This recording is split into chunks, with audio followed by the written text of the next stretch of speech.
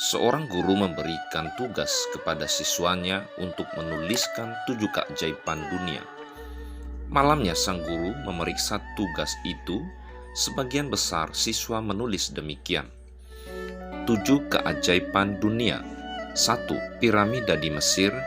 2. Taj Mahal di India. 3. Tembok besar di Cina. 4. Menara Pisa di Italia. 5. Kuil Angkor di Kamboja.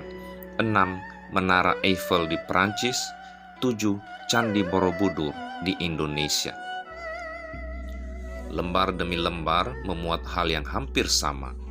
Beberapa perbedaan hanya terdapat pada urutan penulisan daftar tersebut saja. Tapi guru itu terus memeriksa sampai lembar yang paling akhir. Tapi saat memeriksa lembar yang paling akhir itu, sang guru terdiam. Lembar terakhir itu milik si gadis kecil pendiam di kelasnya. Isinya seperti ini: 7 keajaiban dunia. 1. Bisa melihat. 2. Bisa mendengar. 3. Bisa menyentuh. 4. Bisa disayangi. 5. Bisa merasakan. 6. Bisa tertawa. Dan 7. Bisa mencintai. Setelah duduk diam beberapa saat, sang guru menutup lembaran tugas siswanya, kemudian menundukkan kepalanya berdoa, mengucap syukur untuk gadis kecil pendiam di kelasnya yang telah mengajarkannya sebuah pelajaran hebat, yaitu tidak perlu mencari sampai ke ujung bumi untuk menemukan keajaiban. Keajaiban itu ada di sekeliling kita untuk kita miliki dan tak lupa untuk kita syukuri. Apa yang kita cari dalam hidup ini? Kita hidup di kebun, kita merindukan kota. Kita hidup di kota, merindukan kebun. Kalau kemarau, kita tanya kapan hujan. Di musim hujan, kita tanya kapan kemarau. Diam di rumah, inginnya pergi. Setelah pergi, inginnya pulang ke rumah. Waktu tenang, cari keramaian. Waktu ramai, cari ketenangan. Ketika masih lajang, mengeluh, ingin nikah. Sudah berkeluarga, mengeluh belum punya anak. Setelah punya anak, mengeluh betapa beratnya biaya hidup dan pendidikan. Ternyata sesuatu itu tampak indah karena belum kita miliki.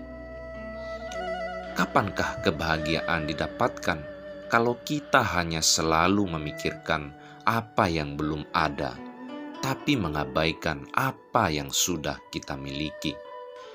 Jadilah pribadi yang selalu bersyukur dengan rahmat yang sudah kita miliki.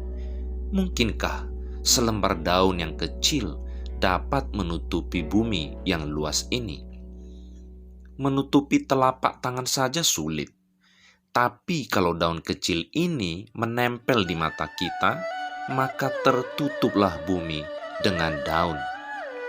Begitu juga bila hati ditutupi pikiran buruk sekecil apapun, maka kita akan melihat keburukan di mana-mana. Bumi ini pun akan tampak buruk. Jangan menutup mata kita, walaupun hanya dengan daun yang kecil. Jangan menutup hati kita dengan sebuah pikiran buruk, walau cuma seujung kuku. Syukurilah apa yang sudah kita miliki sebagai modal untuk memuliakannya. Karena hidup adalah waktu yang dipinjamkan dan harta adalah berkat yang dipercayakan.